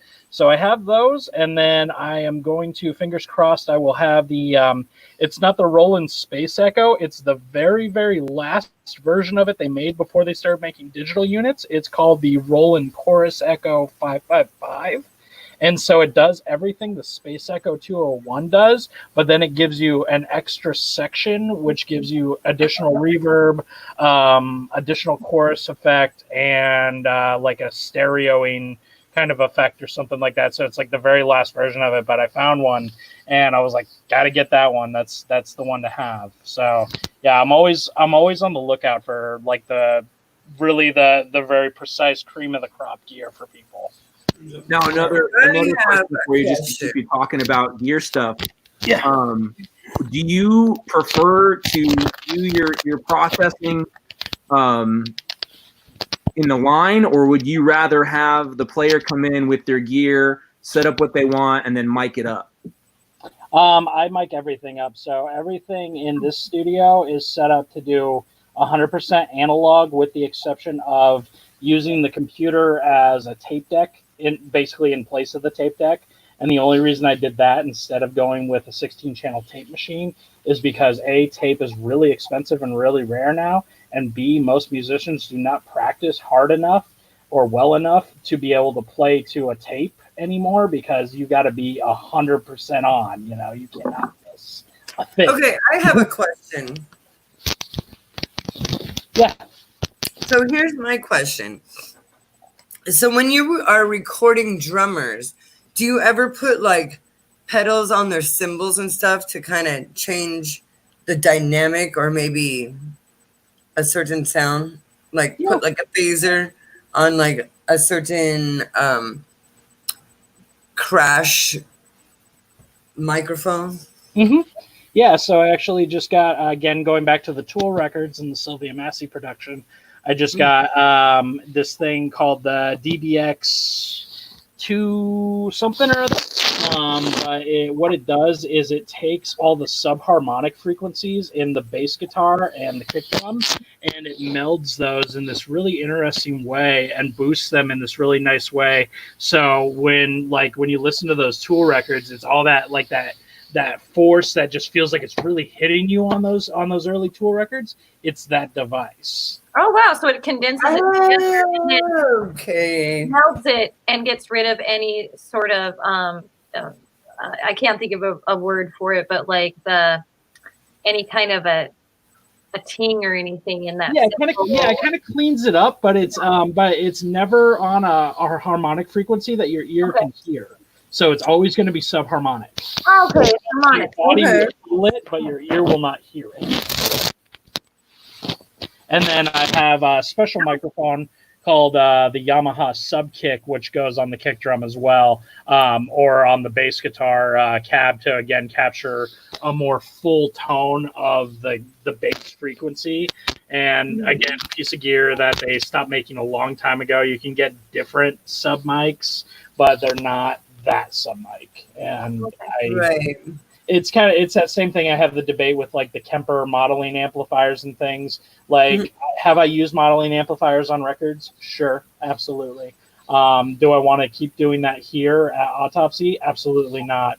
I purchased Sir Paul McCartney's, Rev F Mesa Boogie dual rectifier for a reason. It's a pre-production Mesa dual, so it sounds different than any other rectifier you'll ever buy. So again, focusing on stuff like that, focusing on searching out that gear and doing a lot of research on that has been immense in making it possible, because I wanted to bring the best. I didn't want to if I did this again, I didn't want to half-ass it at all. So if you have a band come in and use this gear that's so high-end and obscure in a lot of times, how do you then help them recreate that sound for their live set? Because, I mean, you ain't taking that stuff on the road with you. Of course not. That's that's not really on me. My focus is always going to be making the best record possible, because ultimately a record and a live show are never going to be anywhere near the same thing. You listen to Nine Inch Nails records and then you go see them live, not the same Right. sound at all. Yeah. Completely different band. And it's that same kind of concept. It's the band's job to figure out how to get those different dynamics in there. So whether or not they need to use a modeling amplifier, and then I send them the sonic frequency of the amplifiers they played with here to get that tone again and get that speaker again or something like that to work something out. Obviously, I'll help the bands however I can to get that tone with them and keep it with them. And just to be clear, this is an audition type question. I am auditioning you right now. Sean, we have a question from the chat room for you, and it is, what does it cost to record the musicians? So I'm going to be starting prices relatively low. I'm going to be starting at $35 an hour, and that's lower than anybody else really in town bringing what I'm bringing to the table. I had a lot of debate back and forth about this with my mentor, and he said I could easily charge $50 an hour and I wouldn't be out of my mind to do so, and I would still get plenty of business. Oh, yeah. But my goal was to be commercial studio level in terms of the gear and the quality of everything at the cost and comfort of a production studio or a project studio, because that's where, again, getting back to that viability now, musicians still need really good records, but they don't have this kind of money anymore. The budgets aren't where they used to be. Right. So I'm accommodating that in my own way where I can, to be one of those people to give back to my team. Because and you get it because you're a musician yourself. So Exactly. So yeah, $35 an hour to make it short and sweet. And then for mastering, I still haven't totally worked it out yet, because I may work something out with a mastering house where I end up sending everything to a dedicated mastering house, or I may master some stuff in here to, again, absorb some of the cost, because true mastering houses are so expensive and just so out of the scope of almost any musician that doesn't have people backing them financially to really afford that. So I want to be able to absorb as much of that here as I can. Right. That's so awesome. Thank you so much. And I'm so glad that we've connected with you, because as our community is growing, we help yours grow too and stay, connected in that. So. Of course. And that's, one hand washing the other, right? We all sharpen each other. We all make each other better. And that's, I think, what's most important is being a channel member, right? We're a family. That's what musicians are. That's what artists are. We're a family. Definitely. Yes. And we feel it. Oh my goodness. And feeling it, in a different way right now than we were able to when we were able to go out to the live venues and see each other and support each other. And, I know that we'll have that again, but having this break from that and not knowing when we will have that back has brought us together in a different way. And I'm so glad that we started Musicians Hangout when we did last year, so that we were already set up for this, so we could continue something going on for our community, something continuing on for us. So it's just all different, and it's all unknown, and it's definitely still going in some kind of direction, which is nice. Yes. Do you guys think that geography still plays the same role in relevance that it used to? As far as, we had the British invasion, and then you had the original Seattle, and then you had, the whole LA thing in the 90s, and then you've seen some, Austin's a big influence, and then you got the New York post-punk scene. Yeah.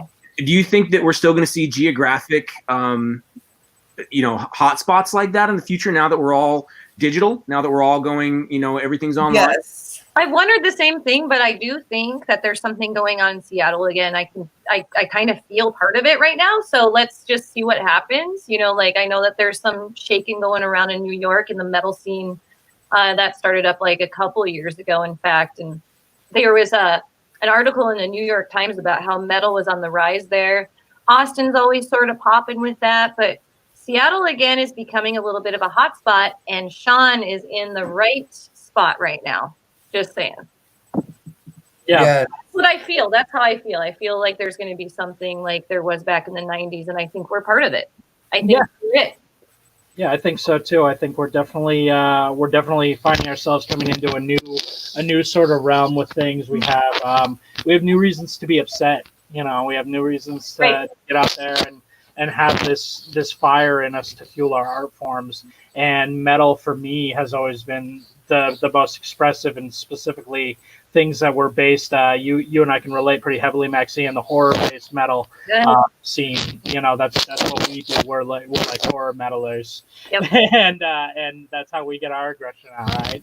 So Exactly. A rise in this. I think there's a reason we're seeing more of this, and especially in a place like Seattle where it's always rainy and dark. Yep. So I think definitely the rock is coming back. Punk rock, metal rock, grunge rock. We're all kind of doing something together, and that's mostly who we're connected with too, in the scene, because of who we are as musicians too. I mean, we support all sorts of music and genres on our show. We are open to everyone, but like our clan is mostly the rock, and there's been a lot of, the rap has been so much on the rise in Seattle, and they're still doing their thing, the hip hop. But when I started doing shows in the city back in 2017, or wait, I didn't make it to the city until 2018. So I came into the city in that underground scene in 2018. And there was a promoter that pulled us aside and said, it's so awesome to see like a metal grunge band, because you're on this pivotal moment right now where it's going to shift from hip hop and rap into rock. And it's happening right now in the city. And this is a very good spot for you to be. And I was super excited to hear that from somebody who knows the scene, because I was just coming into it. And I've seen that as I'm friending more bands and playing other shows with bands and having them part of, the podcast on Musicians Hangout. I'm seeing that there's an uptick here in the Pacific Northwest. Do you think that there's a generational factor at play too? Because one of the things I've noticed lately is a lot of the bands that I'm seeing active and doing stuff are like, I'm 37. I'm the youngest member of my band. You are a youngin'. I can think of a lot of bands where like most of the people are 40s, and maybe you'll have one person in their 20s. Right. But it's like, are you seeing a lot of youth in the scene these days? Are you seeing a lot of 21, 22, 23-year-olds? Absolutely. Yep. Yeah. At venues that will allow all ages, definitely. I mean, like Club Sir is popping for like anybody in high school and in their early 20s. All ages are at Club Sir. The Mirkwood, Louis G's, Tony B's, like those are the hot spots to play, because that's all generations. And It seems like a lot of the generations are what's the word I'm looking for? Sorry, guys, it's getting late. They're drawn to the rock music. Yeah, exactly. Too many toasts to toast. Whatever. I'm not even getting there yet. Come on. Toast. Whatever. We're just going to call you Tolerance Tony, because you can drink us all under the table. Yeah, I can't. True. Like my post said just yesterday, do not take a wild walk in my shoes, because you're just going to end up drunk, lost, and looking for your damn shoes. So, For that. don't do it. Joseph, to answer more of your question toward the generational thing too, is the generations now, the younger generations per se, have so much that they can access online, that some of them are listening to the 1950s, like some of them are into classical, some of them are into cyber goth. Like there's all sorts of different things that everybody can compile their music list to, their sound, like what they listen to. And I'm a high school teacher, and I meet kids who love every single genre. And I connect with kids that teach me about different genres and introduce me to different bands and artists. And I absolutely love that. Also, but specifically, are you seeing those kids also playing and doing and like starting their own projects? Because it's awesome to have those varied tastes and be active in your fandom, but I'm talking more about like out there making the music and doing this type stuff. I see some. So I know of some. Honestly, I have seen more kids on their computers making music, right? Doing programs. The electronic. To seeing them grab an actual instrument and go into like a buddy's house. Yeah. Jamming. But give for granted, these are weird times where we have to social distance or whatever. Right. So I don't know. We are in like such a weird time. Yeah, it can be therapeutic for some of these kids to be messing around with music because it might inspire them to be a studio person or to learn an instrument to add to their sound. You know, like there's all sorts of different inspirations that are out there through all the music platforms that are out there. I'm interested in seeing how many bands make it out of this whole quarantine stay-at-home order thing, because you know, a lot of us, like my band Dissonant Chaos, have not been getting together at all, like zip zero zilch at all, even though like I was in quarantine for like a good 5 weeks before you were the stay in order was ever in place. And even like during that time I stayed home. Stayed home. You can ask Joe. I didn't make it down to band practices. Yeah. So was Justin going to come in because we've got about 15 minutes left and I didn't want to forget about him? Did we? I don't know. He's literally in the room right now. Like, hey, Justin, are you coming in? Because we told you had to have flowers involved with this. Come on, I didn't even notice. Come on. Come on. I'll garnish my drink with him. Hold on here. So so in regard to the age thing with music, my contention with it, I guess, is it's not to genderize it too much, but I'm going to genderize it just a little bit for the point. Is like Joe and I both have longer hair. Joe and I are both in our mid-30s. We're both older men, right? We're grown men. Something like growing your hair out as a man is something that takes patience. It takes time. It's something that a young man just simply does not have the right mindset yet to do. He's too busy trying to sow his seeds or whatever he's doing, you know? Oh, yeah. Oh, Justin. He's got flour in his hair. Let's have Justin weigh in on this. What do you think, Justin? Is the music? I just gotta show the audience right now, like how awesome that is. The flower on your head. Wait, I can't find the right one. I don't know. Flower, get the flower. She's trying to bring you up. That was awesome, Justin. That was fabulous. Oh my gosh. Yeah. You guys win ultimate prizes for the flowers that you're bringing. Definitely. Yes.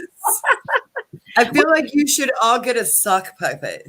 Well, and isn't that bag of flour like worth $300 on eBay now? I don't have $300 for eBay flour. That's provided you know what to do with the flour after you get it, you know, because it's like otherwise it's just like a crude tool. It's like crude oil. It's not gas. Sorry. I had the live feed playing at the same time, so I was hearing an echo of you guys and couldn't figure out where it was coming from. And you were just repeating yourself over and over again. That happens to us all the time, and we have to figure it out too, and we don't know what to do. And sometimes it echoes while we're live, and it's echoing on the platform, and it's creating this vortex, and we're like, whoa, mute the mic, get headphones. So we have to like talk, but then we hear ourselves talk, and then over and over, and we're just like, can you put some headphones in? Like, I don't have socks nearby, but I have a shoe. That's right, Mr. Garrison. That's section cool, okay?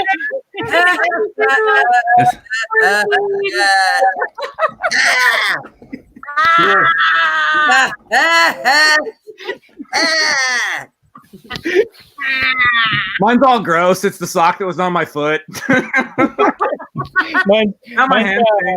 Mine's a dissected pigeon. You're all about realism. You got real flowers. You got real socks. It's a real pigeon. 100% genuine, Joe Bob. 100%.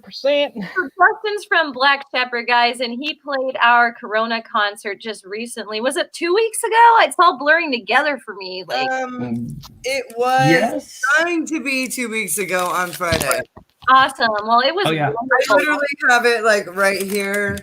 Like my totally cracked a code for those that are going live as an electric full piece band, and it helped. The tutorial helped Fatal Butterfly prepare for this Friday. So huge shout out to Kind Oh, of, sweet. except for like we did some of this stuff, but we found that if I muted my camera or my microphone on the show because I'm hosting it, like we lost like half our sound. Oh yeah.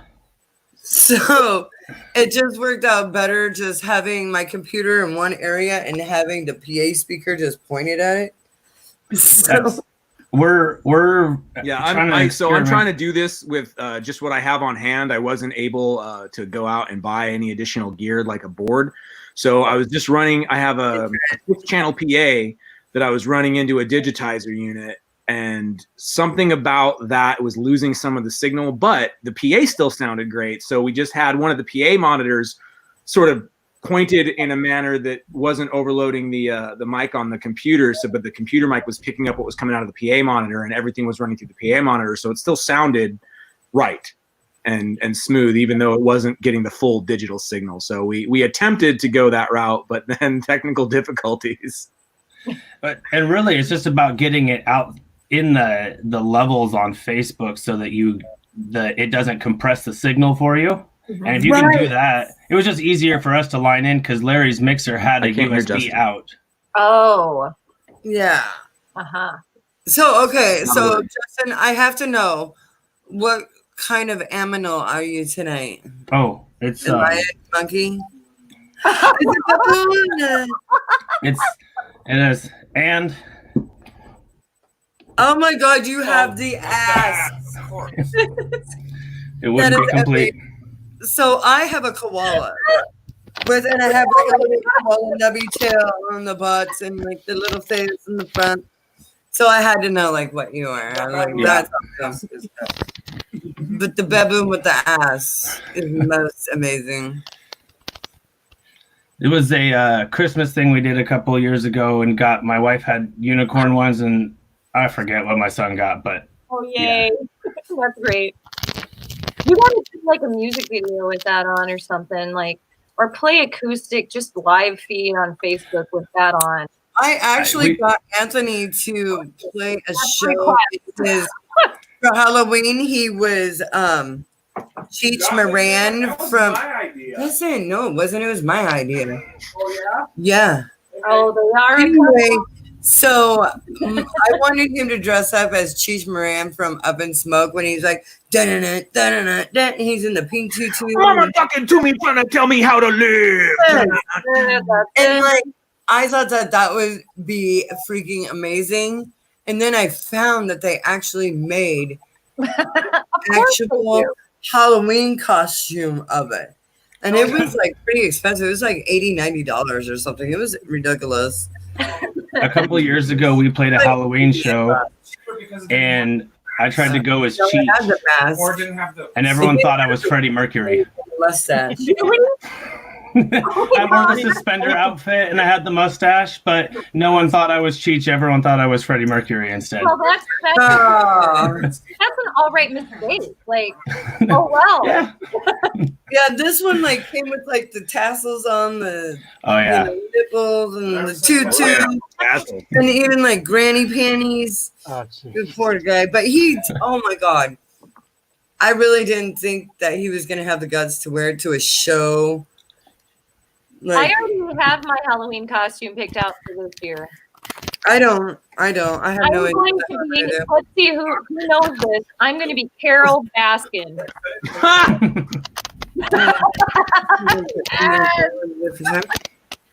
You know what I'm saying? You know, as a semi-official redneck named Joe Bob, I do have to say I have never seen a single episode of that show. Good for you. You don't have to waste your time, but you know what? I'm a teacher. I did go on spring break during quarantine, and I wasted 8 hours of my time. You're never getting those hours back. That's okay. That's okay. And you It's know called what? culture. Secret tell, guys, I have an uncle that looks just like Joe Exotic. Whatever. You know what? I thought that show was hilarious. It is. Like, Right? it should have been like It should have been the freaking Tiger King. It should have been Carol Baskin did it. God damn, The Carol. one thing I did hear about that Like show, he that's literally how had a cool music- whole podcast just shit talking about Carol Baskin. Oh, right. This is what Carol Baskin's like diary says today. This is like, oh my god. Okay, now we got to know. We got about 6 minutes left of the show. What do you guys think? Did Carol do it?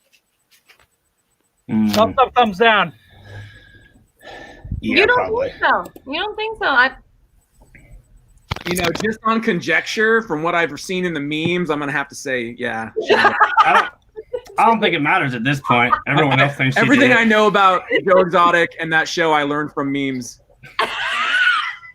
That's why we watched it, so Aaron, we You could be gotta caught watch up. it. It's so hilarious. You Like, guys, it gets so much redneck here. there Like is some. You know what we can- could do? We'll get you shit can watch faced after the Joe's concert and- husband I'm sorry, go from like a poop-faced after the full concert, mouth watch the fucking episode. teeth. Oh, I said that word.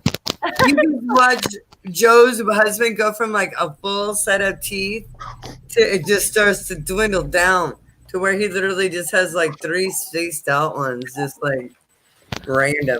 And then they're like, "Oh, that we did Ferrari this." guy. And it's like, no, you guy. don't agree. I like how you can see my gold tooth on the camera. Your head. What's that? What was that guy's name? Okay, one The dude with tooth. the One Ferrari? tooth.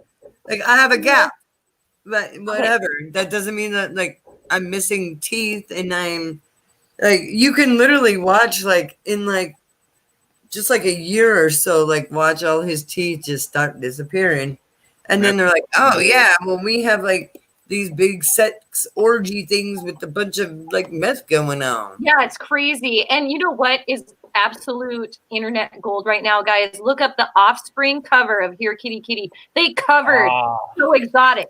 The Oh Offspring, my god, Do the it. Offspring did. you gotta see it, man. The drummer's in a tiger suit and everything. Like, they did this just Jeez. like it is fabulous. Fabulous. Worth for Google. Oh my Trust god. me, trust me.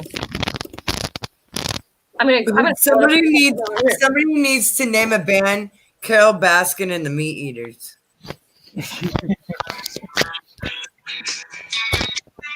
I'll be damned. Oh my No. god. Oh,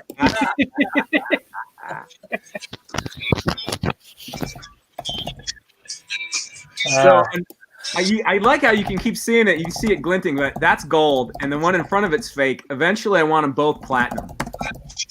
that'd be, you could be like blank blank bitches. Mm. Oh my god, this was like the best thing ever. Dude, that one guy on there, he was like totally like, I don't have a sex cult. I know what you're thinking. I don't have a sex cult. And you're like, yes, you do. That's exactly He what that does. is. Yes, he does. That is a total sex cult. Just say it. It's true. So hey, Totally. so before we go, do you guys want to watch a music video real quick? Oh yeah, we can Yeah. have a music video for It's you. from those guys. So So before I'm gonna put you guys in the holding room for a minute. So, but don't leave. yeah, stick around. We're gonna say goodnight with everybody. Yes.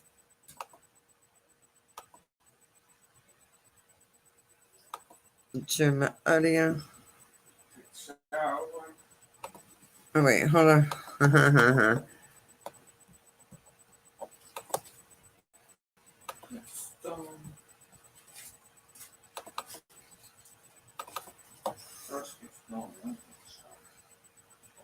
I'll be in there for an hour. I'll wait till after 9. Because I know you gotta pee. Shh. They can totally hear you.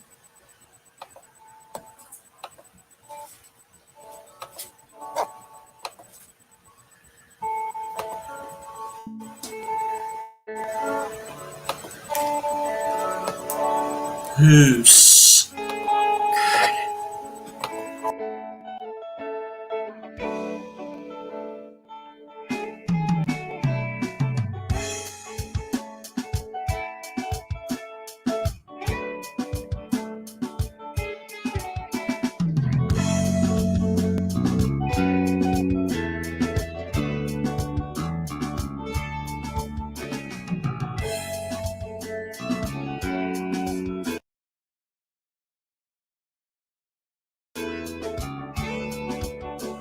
ever felt alone. Have not faced the world on your own, not blaming anyone but yourself.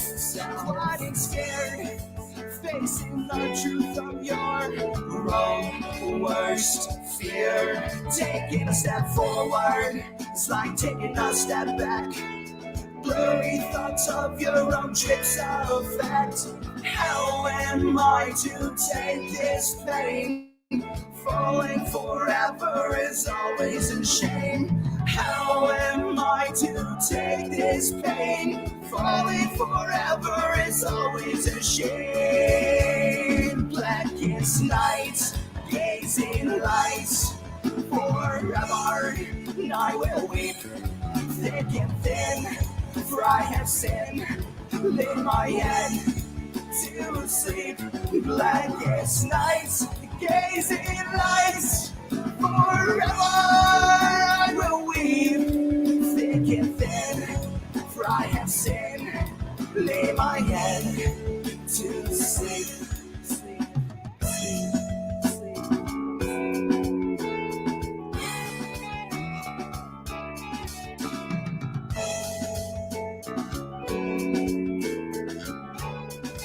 No good will come from this. Am I just a mess? I was put in a black hole, derived from the rest. Here I breathe, standing on my own 2 feet. Try to fight the guilt in times I will grieve. Not knowing what to come of this. The light of your dreams is the darkest mist. Not knowing what to come of this. The light of your dreams is the darkest mist. Blackest nights, gazing lights. Forever I will weep, thick and thin, for I have sinned. Lay my head to sleep. Blackest nights, gazing lights. Forever I will weep, thick and thin, for I have sinned. Lay my head to sleep, sleep, sleep.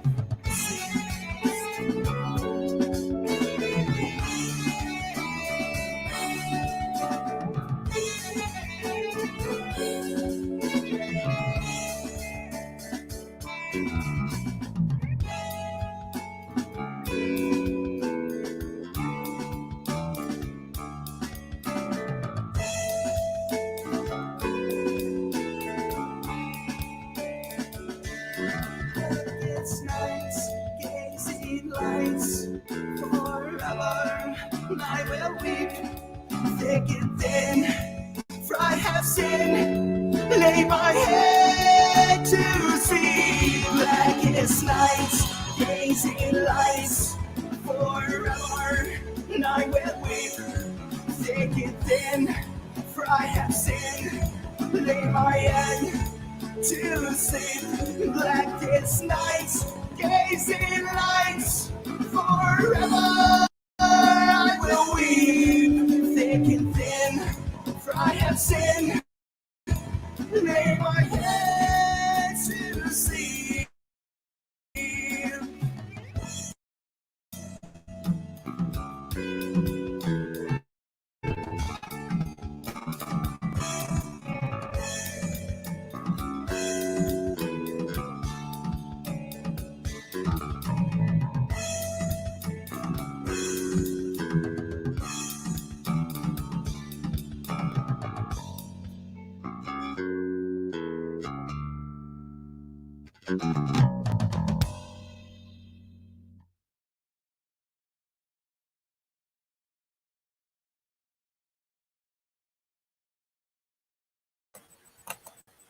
All right. Wow, So that was awesome. was, and that was those guys from New Nice. York. Cool. Definitely Those check them guys out on love YouTube. Definitely. And before we sign out, definitely check Musicians Hangout on Facebook and YouTube. Don't forget to subscribe to our channel. Autopsy Records. Do you guys have a Facebook yet? We do. Autopsy Records Seattle. Easy peasy. Definitely check them out. One now. And Black Shepherd, where are you guys at? We got Facebook, Black Shepherd Music. Yes, that's the one for Facebook. Awesome. Excellent. And Anywhere don't else? forget, Joe, you want to plug your stuff? Don't forget Fatal Butterfly. We are also on Facebook and Reverb Nation. And Joe, tell us where we can find you to get that website stuff done. Joseph. Joe. Hello. Hey, I was going to ask Justin, where else can we find your music other than Facebook? Oh, we've got YouTube and we've got Instagram and Twitter. We try to use when we're actually playing shows. I try to use Twitter and stuff.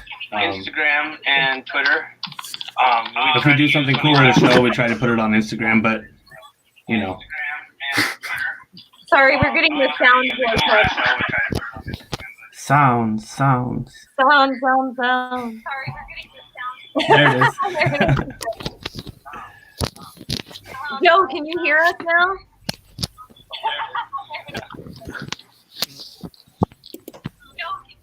Let's pull up No. Joe's information for him. Let's see. Not at all. I can only hear you because I have my phone up. Go ahead and plug your web design information for us again.